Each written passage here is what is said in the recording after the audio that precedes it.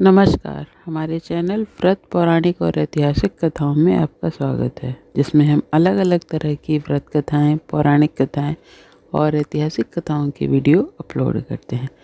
हमारी आज की व्रत कथा है आंवला नवमी व्रत कथा।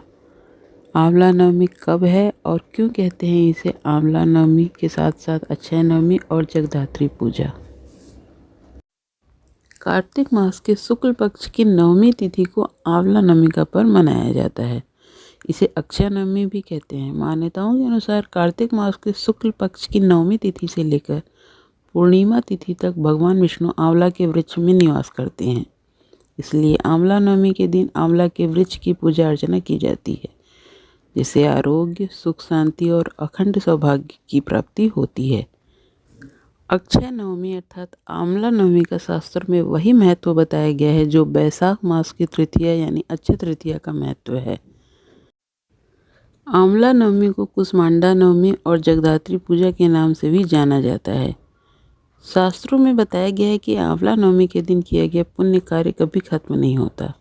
इस दिन जो भी शुभ कार्य जैसे दान, पूजा अर्चना, भक्ति सेवा आदि की जाती है, उसका पुण्य कई जन्म तक मिलता है। अर्थात इस दिन किए गए शुभ कार्यों का फल अक्षय होता है।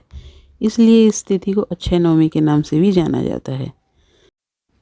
मान्यता है कि इस दिन ही द्वापर युग का आरंभ हुआ था और इसी दिन भगवान कृष्ण अपनी बाल लीलाओं को त्याग कर मथुरा चले गए थे।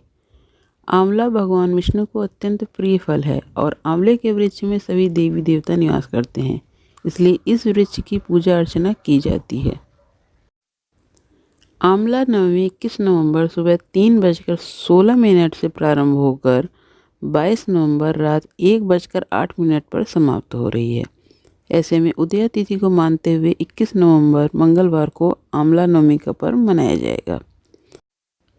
आंवला नवमी की पूजा का शुभ मुहूर्त सुबह 6:48 से दोपहर के 12:07 तक रहेगा। आंवला नवमी व्रत कथा। आंवला नवमी की कथा के अनुसार बहुत समय पहले एक सेठ था।